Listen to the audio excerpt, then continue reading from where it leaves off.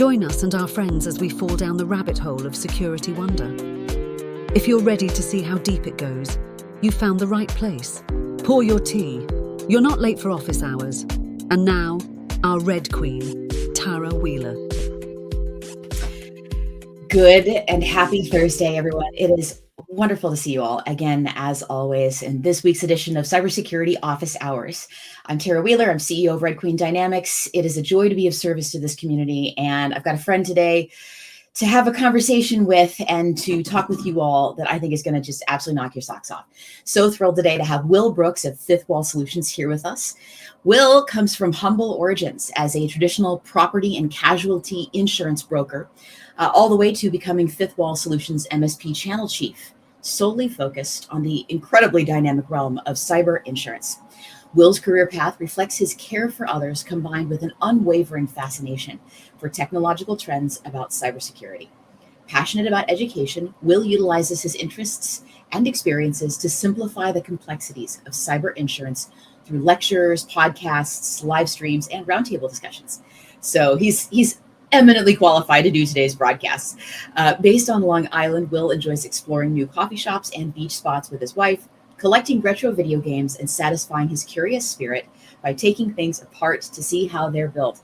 Will, it is so lovely to have you with us today. How you doing? Hey, Tara, good to see you. How you doing? I'm having a great day, honestly. I got my coffee. I'm happy as hell. Everything inside the house is working. So I love it. Good. We So tore a giant hole in our wall yesterday because we have a baby coming in April, and we live in a 60s house, so there's no closets. So we're like, well, got to build one of those. So but that's the only thing that's not working in our house right now. So it's good. That's amazing. And congratulations. So April, so gosh, it's like 7 odd months along. This is amazing. Congratulations. Thank you. And it's so exciting. Mm-hmm. So insurance has been on your mind, I'm going to guess a little bit. Very different kind. But yeah. Oh no, is it a fifth wall you tore out? Ian, this is Ian behind the scenes as always. The fun coming in. I know, yeah. So it's been quite a week, in the world of cybersecurity as well too, not just crashing through walls. From the Lockbit ransomware gang takedown to the massive ConnectWise vuln this week. For folks in the MSP world, I think honestly that the ConnectWise, the Screen Connect vuln was the real big one. Super fascinating, and I am incredibly grateful that the good folk of the community stepped up that fast, because I think there's a lot of small business owners that had no idea what was happening. No, to get that information fast. Yeah, great broadcast yesterday with several folks: John Strand, Kyle Hansloven, I think it was Matt Lee maybe, and Jason Slagle that you folks saw last week on the broadcast. Give a really great rundown for folks over what was happening. So get a chance to go back and watch that broadcast. It's a really good one. But if you are a small business owner or an MSP and you're dealing with something like this and you start thinking, gosh, cyber insurance might not be a terrible idea. Will, what are some of the pitfalls and pratfalls that people are discovering now about coping with these kinds of major events, and what can and should they experience as they either have or start seeking out cyber insurance? Yeah. I know in the pre-show, we kind of talked about how cyber insurance used to be very easy to secure. So you look at something, and I think to your point, what you just said before, cyber insurance is something that unfortunately gets adopted after the fact, right? So you start to see all sorts of different vulnerabilities come out. You start to see all sorts of people undergo ransomware, and the stats that are coming out pretty regularly about small businesses undergoing incidents and all that kind of stuff. I mean, the sad part is so many businesses do not adopt cyber insurance or the right security until after the fact, after you've run into a cyber incident. So what we're hoping to see is adoption moving forward, just for reasons like this. Oh, look, cyber insurance needs to happen, but the challenge then is that it's not so easy to get. So there's this whole world where cyber insurance is quickly becoming part of cybersecurity as a strategy, rather than get all these controls in place and then go talk to my agent down the street. The two are really becoming intrinsically connected. So I think it's that's really what we're starting to see. Mm-hmm. Yeah, it's a struggle to get it, it's a struggle to keep it. Couple 2 years ago, I think I got our first cyber insurance policy, and I might have told you this. I've said this before to folks. Our cyber insurance policy is, I think, genuinely written by people that don't understand cybersecurity at all. And that's a real challenge, because I think it's true of almost all of the traditional vendors that have existed up to this point, that they're trying to write what they think of as a quick little writer onto regular P&L or errors and Mhm. omissions, right? And I don't think they realize this is an entirely different barrel of apples and fish. This is so different. And the thing that we can do when we get auto insurance, I remember I got a motorcycle 2 years ago, and 15 minutes after I rolled into the driveway, I had a Progressive card printed out from my printer, and I had motorcycle insurance, right? So that's not what happens with cyber insurance. And can you tell us about some of the stuff that people are looking for that is starting to make this harder? What are the Yeah. things they're expecting? Yeah, no, so the starting point here is there's really 3 things that affect what I'm gonna say is eligibility. Everyone wants to hear about cost savings when it comes to cyber insurance. We're just still not at the place where a carrier is definitely going to discount your pricing for a policy for certain things, right? Really, the focus is, am I even eligible for a cyber insurance policy? So you've got cyber insurance, looking at 3 kind of factors here. What's your revenue?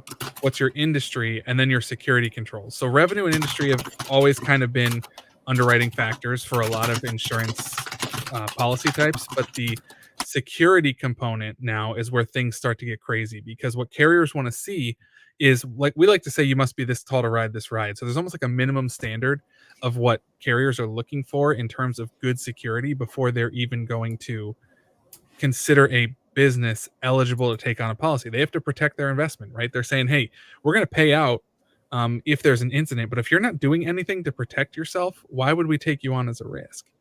So they're, initially when they started asking and requiring these security controls, you looked for things, you saw things like MFA. They would just blanketly ask this question: "Do you have MFA on your business?" Like it was this thing you could just turn on in one place and you have it. And that kind of goes to your point where it's like you have these carriers who didn't necessarily and still kind of don't understand cybersecurity. They're just asking questions that are kind of like yes or no without the clarity and complexity that each of these security controls need. So that's kind of where the rub is you have carriers who are saying we need to see good security, but at the same time, do they understand what these security controls they're asking about really do, or are they just understanding based on actuary tables what are supposed to be in place? And that's kind of where the challenge is. Absolutely. I think there's also this element of a disconnect between what a small business thinks is reasonable and what an insurance company is going to think of as reasonable. And the interlocutor there tends to be their managed service provider, their IT service provider, saying, yeah, you think you have, multi-factor authentication, but what you have is, upon occasion, an SMS texted code for half of the accounts that you have, Yep. some of which you're sharing between people. That's not multi-factor authentication. And I think there's a real frustration on the part of small businesses when they say, um, either we don't have something there's a mismatch between what they think they're protecting and what they actually are protecting. Many small businesses think of what they're protecting as, physical kit, plant, equipment, a warehouse, some trucks and Yeah. stuff like that. And for a cyber insurance policy, they're having to protect something they can't see, which is the data of all of their customers and all of the people that interact with them, and how they treat that and let it show up online is part of how their vendors, their cyber insurers are gonna treat them. And that's invisible, and it's always a secondary priority. So, I mean, MSPs really have a tough row to hoe when it comes to explaining what's actually being protected by that Yeah. cyber insurance policy, I think. Yeah, and to be fair, when they're explaining what's being protected, the MSPs also have the challenge of having to speak in this general, almost like meta way of saying, how do you explain a network being protected to someone from a Mhm. cyber insurance, like that if you have an internet incident, you have a breach, the carrier is going to come in and pay out. Like what are they covering, right? So there's that piece, and then they can't really speak too specifically to coverages because they're not licensed. So you run into like this challenge. And then on the other side of that, when you get to the security controls, if the carrier asks a question, do you have MFA, right? And to your point, yeah, I have 50% of my employees get SMS text messages to when they have to log into their email. Well, technically they do have MFA, just because the carrier just said, do you have it? So technically, yeah, they do. So now you run into this place of, am I just checking a box to check a box, or am I actually doing security best practices? And this is where the MSP has the opportunity to say, no, you don't have MFA. You have the code that comes to your phone, but let me explain to you what MFA is and what the best practices of fully incorporating MFA into how you work, or an EDR tool or an MDR tool, or we're looking at backup solutions, like all those kind of things. You could do it. And I mean, you're familiar with compliance, so we could talk about that, right? When you're Yeah. checking all the compliance boxes, a lot of times I always say that compliance leads to complacency, because it's just saying, here are the things you have to do. Whereas if we can say, hey, the sales technique and the real victory in your sales is not just getting them to do enough to check the box, but it's saying, what's the best practice that's actually going to keep you safe? And how do I align what compliance is asking for with that best practice? Well, I'm going to push back a little bit on that one, because I think that most of the small businesses I have talked to don't think of cyberspace as a direction from which danger can come. They think that either something is going to be physically visible, or they think not of like computer criminals as a direction for danger. They think of the regulatory environment as where the danger is going to come from. And as a result, trying to explain, keep your business safe, to somebody who's like, what are they going to steal? And what would they possibly do with 600 nail salon home addresses, client home addresses? And the challenge on that one is either explaining what the reality of that is and what it can do to those customers. But it's also that those small businesses, I think often, I've never in the thousands and thousands of small businesses I've talked to, ever met a small business that got cyber insurance because they were worried about danger or keeping their company safe. Not a single one have I ever encountered that got it just because. It is always tied to revenue enablement or protection of current business partnerships. It is 100% always tied. I've literally never, other than us, I got us cyber insurance 2 years ago as we were starting the company because I thought it was the right thing to do. And that process has informed a great deal of how we've built our company as well, too, as we sit between cyber insurers and MSPs, trying to make sure that both sides understand each other and that there's an efficiency there between the questions that small businesses have to answer and how MSPs and cyber insurers can keep them safe. Because they're doing it for money. They're not doing it for safety, is what I've seen. And I don't know if do you have a response to that. I mean, I'm not being harsh. I'm being very realistic.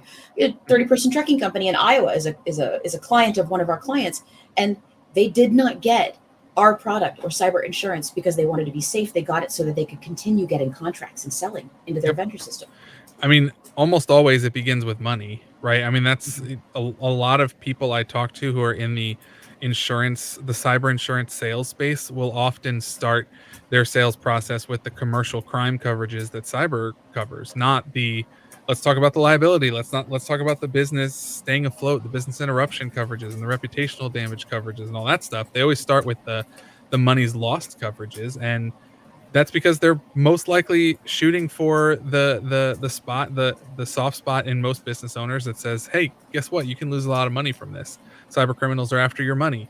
And to be fair, that is a good sales approach. The problem is it's not necessarily all encompassing. And I think the thing that it's not so much a pushback at all. But my response to that is that we need to consistently be in an education first mindset of coming in. I mean, cyber insurance in general, the business of selling insurance is unfortunately the business of metaphorically burning other businesses down. I mean, you come into a conversation and you paint the scenario, and it's not necessarily nice, right? So if we can educate on the realities of what this could look like, it helps people understand why you should actually go and get a good comprehensive policy versus something that's just going to pay you some money to help you out. And that's the real difference there. Is it's like, hey, there are tons of different types of policies under the sun when it comes to cyber insurance. And you could go out and get a policy that's going to just help you monetarily, or you can get something that's going to comprehensively help your business to help you weather the storm of an incident. And if you're not educating properly on those two different things, then they're always going to lean into the money side. And I'm okay that they are leading to the money side, but I agree with you so strongly that that education element it's lacking, because it seems like for the last 15, 20 years, those of us who've been in corporate cybersecurity, we have had to lean into FUD constantly to get budget and keep a company safe. And it's incredibly difficult to communicate accurately what risk looks like. There's a lot of stuff going on in the cybersecurity world that's going to help with that. Holding people accountable for not providing accurate information about the risks that their company faces in terms of cybersecurity, that's stuff that the SEC and the FTC are doing right now. It's going to matter a lot. It's just that it's going to be a decade before any of the effects of that were to trickle down either regulatorily or financially to the kinds of small and medium-sized businesses that Will and I are talking about today. So that's a really hard challenge when I think about us talking to our customers, MSPs and MSSPs, and they say, look, we're getting you implemented. And one of the challenges we've got is we have to directly connect what you're doing to them making money. And we go, okay, here's how this works. For MSPs, it's MRR for them. For the small businesses, it is an immediate ROI for checklists and stuff. They don't have to fill out anymore. They know what's going on where, and they've got that continuous attestation that they are in fact doing all the shit they said they were going to do on that checklist that they filled out for their cyber insurance. So, and yet our real value is in keeping businesses safe, right? Like the direct line is there for the money, but I mean, the reason that we get up in the morning, and I think the reason you get up in the morning, is systemically improving safety for people that don't know what we do every night. Yeah. You know? Yeah. No, absolutely. And it's you brought up the compliance piece, and one of the things that we so often try to do in working alongside MSPs is to say, hey, for your clients, are you going to just say, here are the boxes you need to check in order to get a cyber insurance policy? Or are you going to help them understand? This is where actually, as much as we can bash cyber insurance carriers earlier, we're like, oh, they don't understand security. They don't know what these things mean.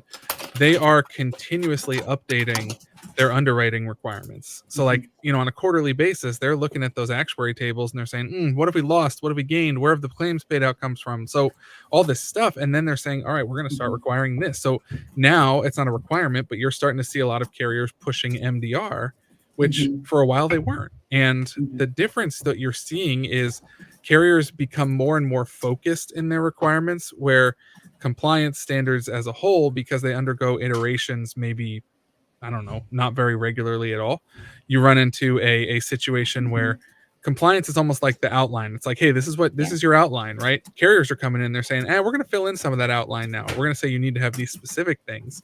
And in order to get a policy with us, you need to make sure you're not just checking that box, but you're actually digging in a little deeper here and making sure that you're and it's still not necessarily the best practice. And that's where the education component really has to come in. What is best practices when we implement this security strategy that is being recommended by compliance or required by compliance?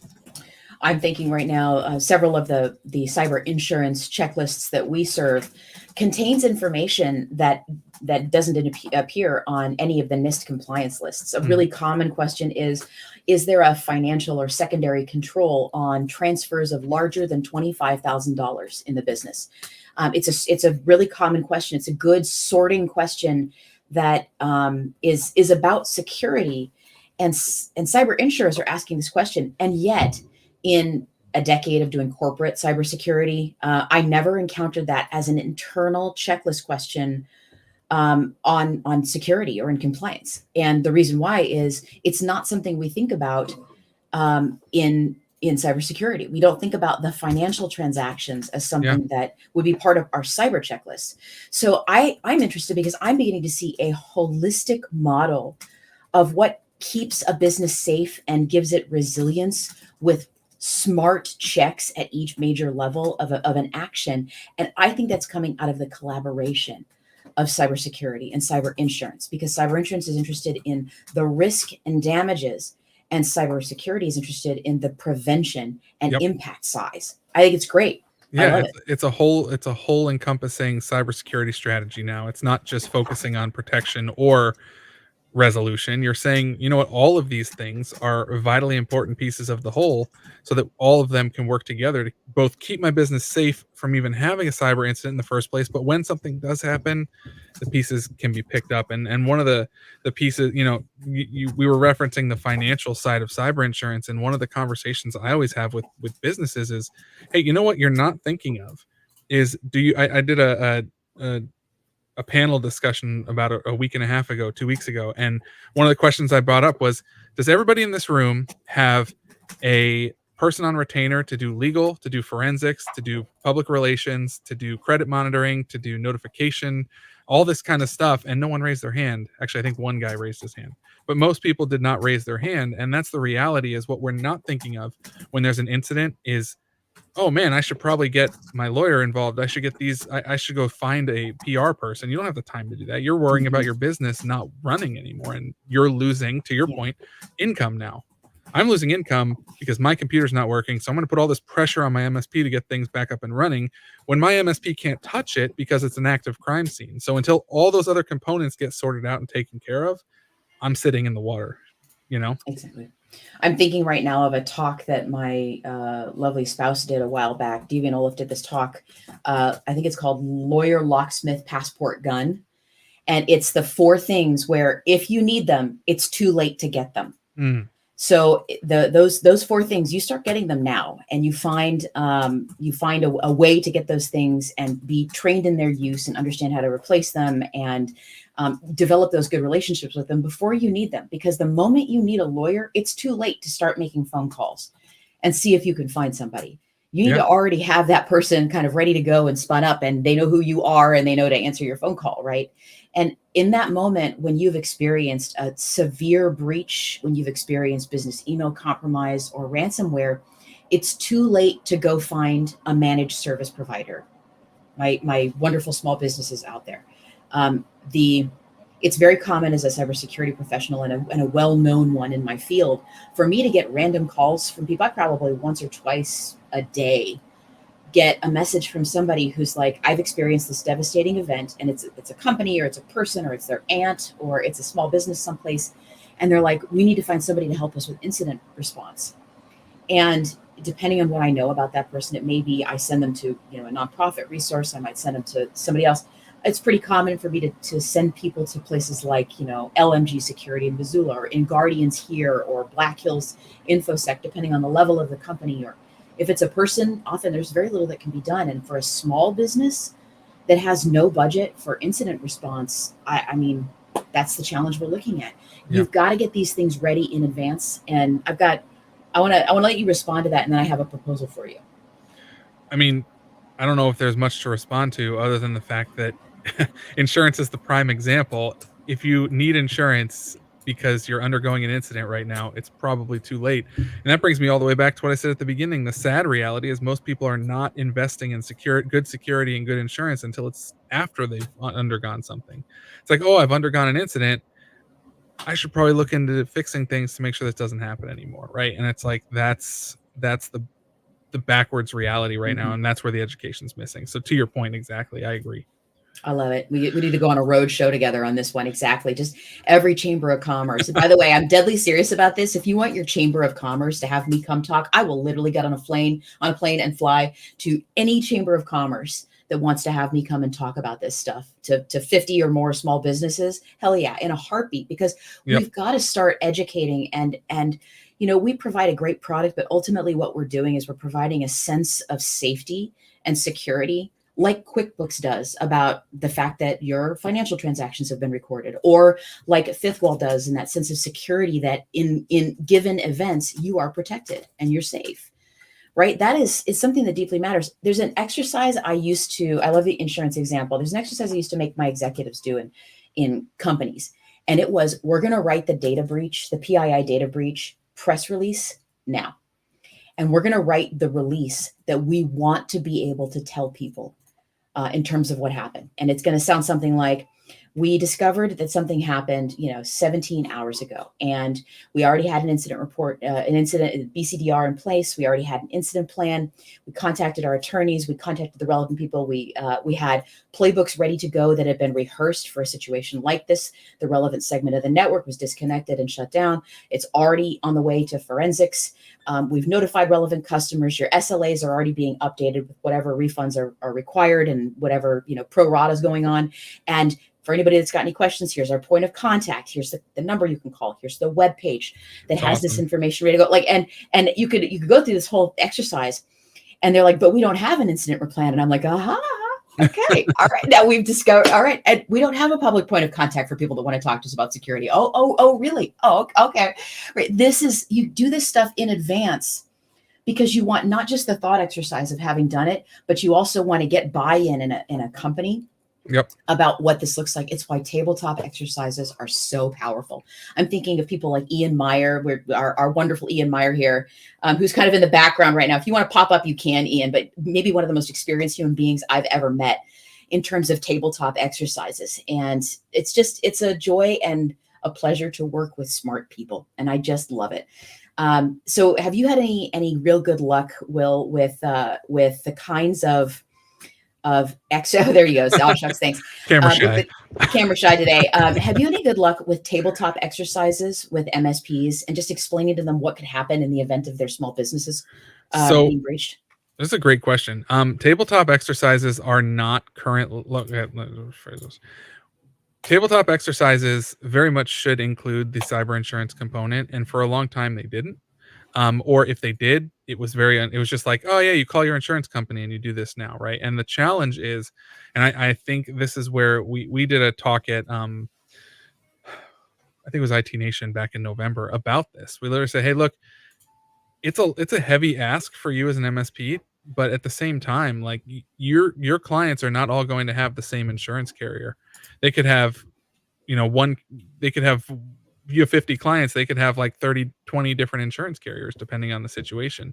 And each one kind of behaves and operates differently, but you need to get a general understanding of, okay, what is insurance going to do? And the one piece with tabletop, and I think where the real benefit is when it comes to the insurance policy piece. Do you have an insurance policy? Yes, I have an insurance policy. Okay, let's talk about what an incident would actually look like, because what's going to happen is that insurance carrier is going to come in and I'm not going to be able to touch really anything other than some, isolation containment stuff. I'm not really going to be able to touch anything like restore you from backups, any of that until the investigation is complete. Insurance almost makes it easier to help your clients understand that this is a crime scene, right? Like if I was a housekeeper in a hotel and I walked into a room and there was a dead body on the floor, I wouldn't just start cleaning. Like I would probably go report it, and then we'd have to wait until this whole thing's done and then we'll clean the room. Like that's the mindset there, is you gotta let the whole investigation happen. And when you bring in the insurance piece into the tabletop, now when the incident actually happens down the road, the client's like, wait, I've been through this. Even though I'm freaking out right now, I know that you have to wait until the investigation's done. So let's make sure insurance does what they're supposed to do, right? And then you can bring it. So there's that side of it. It almost, what I've seen, exactly. My mindset and what I've seen is that tabletops help clients so that when an incident does happen, they're actually a little less anxious about the incident. Even though it's stressful, even though there's a lot going on, they at least have the pathway. It's like a fire drill in a school. Okay, I know I have to go down this staircase and I have to go here and then go meet by the handball court. It's like that mindset and roadmap. Is the increasing complexity of this causing at least some of what we're seeing? There was a downturn in interest rates, not rate of insurance, not the price of it, but last year we saw a downturn in the number of people with insurance policies, cyber insurance policies. Is the complexity of this environment contributing to that? Are people just thinking to themselves, well, cyber insurance isn't going to cover what I want it to anyway, so I may as well not get it? What's causing this right here? If there's a downturn in adoption for cyber insurance, it usually, I think I read a stat somewhere, and I don't remember where it is, so this might be totally made up, but in my sense, if I were to speculate on this, a big part of it is the frustration with the non-renewal stuff that you see so often of, hey, I have a good story for this. So I was helping to write a policy a couple years ago. a client had the previous year called up the insurance company alongside their agent and done everything they needed to do to be a good risk. Now Mhm. we're coming up on renewal the next year and the carrier non-renews them because they said their security is not good enough. Like, is this the pattern? Is this what we're going to go through? This is frustrating for me because I feel like I can't keep up with what these security control metrics are. What's being required of me? What's being asked of me? Um, and then, I mean, you got the fluctuation in prices. You have someone who's paying $4,000 for a policy, and then in a year they're paying $12,000. It's like, wait, what's with this cost Mhm. jump? What's happening? It's so volatile. We call it the Wild West, and I think a big part of any low adoption you might see is partially due to confusion, uncertainty, cost, and also just the sheer chaos of the entire market. So it's this Mhm. kind of thing where, again, I'm not going to keep falling on education because you have to keep moving in that direction. And the other piece of it, and why, I mean, where one of the challenges is are you working with someone who's going to access the entire market for you? Because that's the reality of the situation is because it's so volatile.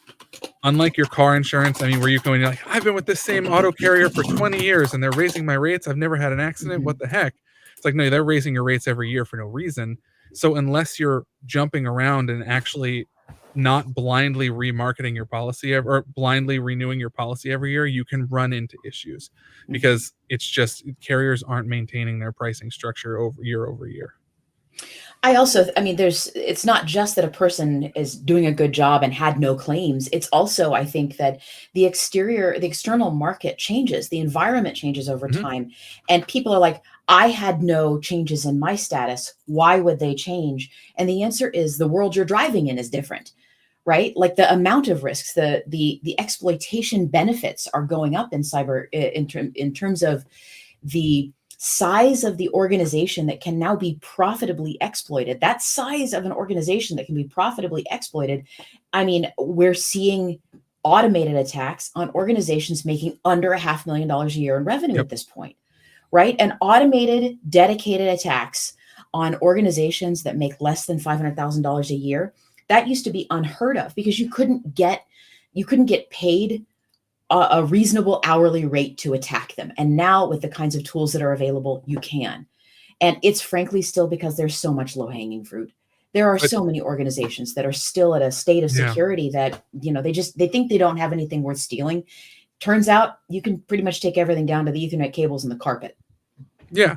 And on top of that, I mean, I've posted a couple of memes about this over the past couple of weeks, but most businesses do not think they're a target because, well, one, all you ever see in the news are the bigwigs, right? So Mhm. that's what I'm seeing. And then on top of that, to your point, I don't have any sensitive data to be stolen. What are they going to do? What did you say? What are they going to do with 500 nail salon emails, right? Mhm. It's like this kind of thing where what they're thinking of is their data being taken, but at the same time you talk about the monetary issue. There's so many components to it, so it's almost like a you have the small business low adoption rate because they're just like, I'm not a target, but then they are. And Mhm.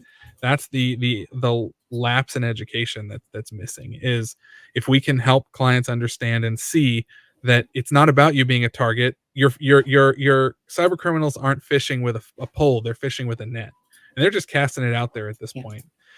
They can literally sit at home, run an algorithm, and they can fish you. So that's the Yeah. It's exhausting to sit there and think about it. And I think it requires everyone's action in the industry and field. Why, tell us what Fifth Wall is doing and why you think that what you're doing is making a difference. Yeah. So I kind of hinted at it a little bit before, Yeah. but one of the things that Fifth Wall is doing is helping MSPs and clients see cyber insurance as overall part of the cybersecurity strategy. So it's not this thing where you get all your security right and then, or actually this is how it has been, right?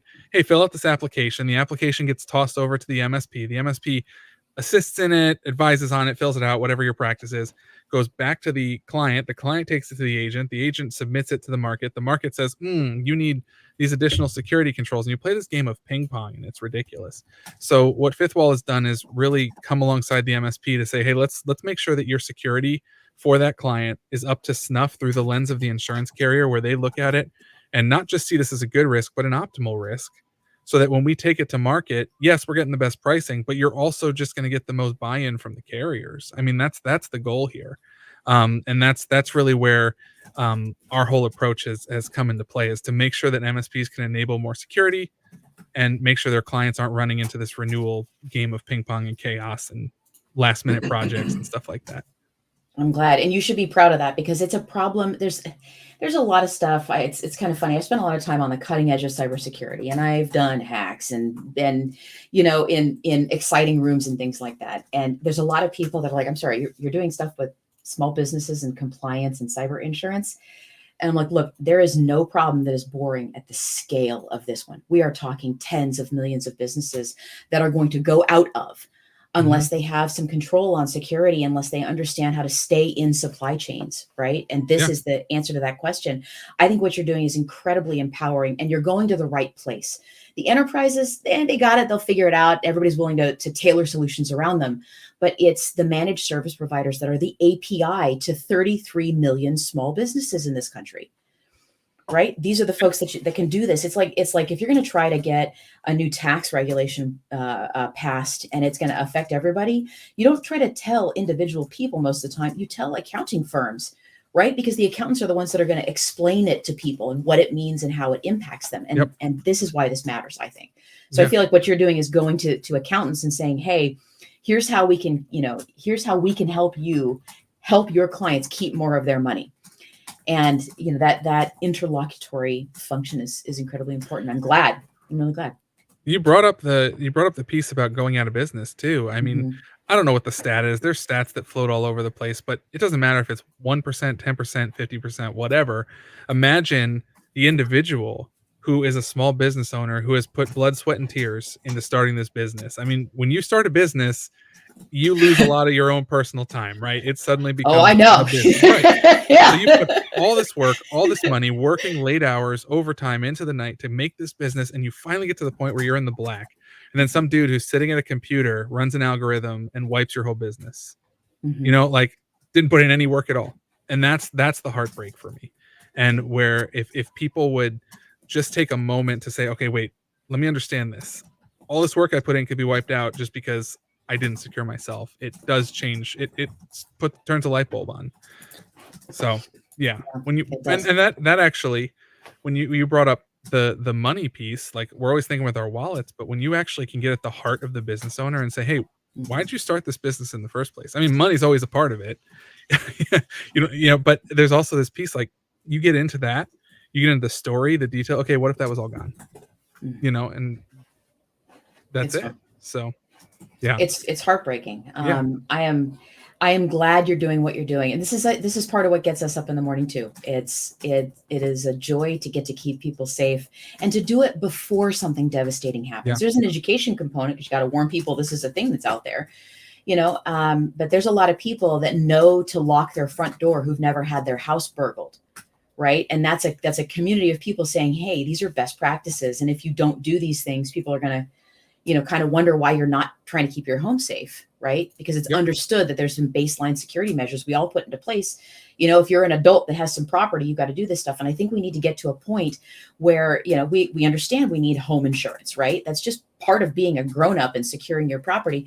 But we need to get to a point, I think, where cyber insurance is just seen as, part of running a grown-up business. And that comes with making it available, understandable, affordable, and renewable, Yeah. So absolutely. Well, the good part about that, folks, is that there's more than one reason I had Will come aboard this week. Look out over the next couple of weeks. We are already in preview mode now for those of our customers that want to take a look and have asked specifically to take a look at the main fifth wall checklist for cyber insurance applications. So all the stuff you've already done, for those of you that are our current MSP customers, every one of your clients who's already completed questions that are already on that checklist, they're already done and ready to go. We're looking forward to announcing a pretty exciting partnership coming up over the next couple of weeks that's going to speed up that feedback process that Will talked about. That go to MSP, go to small business, back to the MSP, back to we're gonna cut that trip down by a few steps and a whole lot of time and money. And we're looking forward to creating that efficiency to make it easier to keep people safe. It's awesome. I'm so excited for this. I am too. It's gonna be great. When I first came to you and I talked to you, Will, and I was like, this is our vision. We've got this concept. It's been months now, I think. What did you think about this?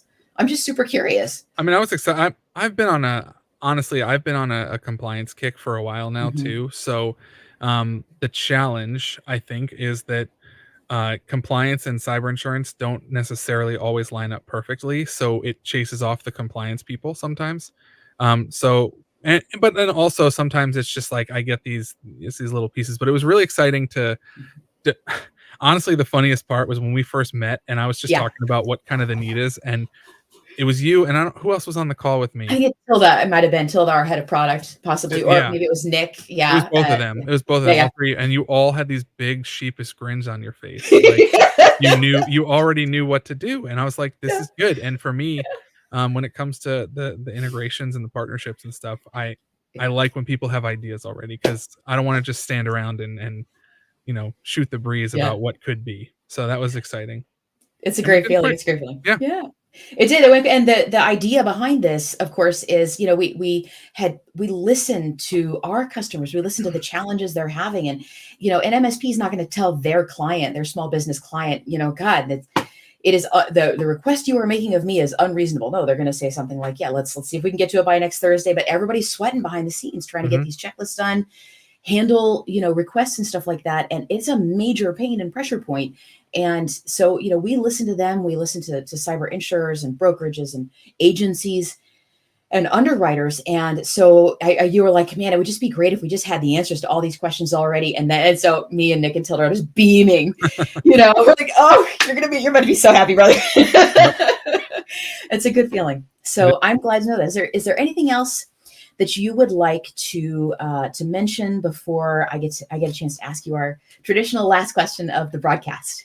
I think Ian put it up already, but for anyone who's listening, who's an MSP, MSSP, who's just like, cyber insurance is really annoying to me, reach out to Fifth Wall. Go to fifthwallsolutions.com/MSP and fill out our form there, and you'll set up a call with me. We can just talk through about what the situation is, and that's really it. I think it's just as we said before, we want to help make your life easier. We know you're getting inundated with apps and all this nonsense, and I mean, if you're working with Tarah already and her team, it's going to get a lot easier for you. But I want to help kind of walk that path.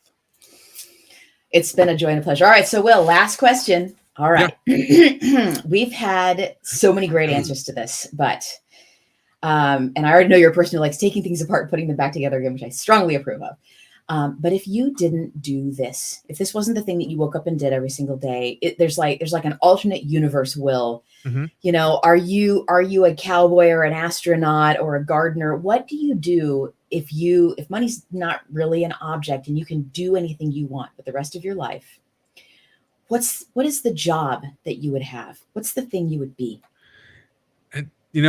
It's it's funny. Job and defining what I would be and do are kind of two different things in my vernacular. So there'd be two sides to this. Job, I love this, and I don't mean necessarily insurance or Fifth Wall, or I mean, I do love those things, but I mean being able to educate and teach and do it in a way where I can just jump onto something like this and have a conversation that's exciting, engaging, and passionate. So I want to be able to continue to educate regardless of the content matter. I think it would be around cybersecurity, tech, all those things. So that's where my passion lies. But the other piece of this was I would love to do it in a way where every 2 months or every month, every 2 months, I'm going around with my family to like a different Airbnb in some awesome location and saying, hey, I'm going to do all this educational content from the Florida Keys. Hey, I'm going to do all this educational content from the Rocky Mountains. Like, just jump around and see all these locations, because the world is so vast and amazing that the thought of having that as my backdrop when I'm educating people would be pretty stinking amazing. And then to be able to go and explore those things. And I think that for me is take the world and then combine that with my joy of education and do the two together. That is amazing. Will, this was just a wonderful broadcast. Thank you so much for bringing that wisdom. It's always good to help people. Thanks. We got some great thoughts out there, folks. Thank you for your thoughts, your ideas, your questions, your comments to Ian. and we look forward to answering more questions again next week.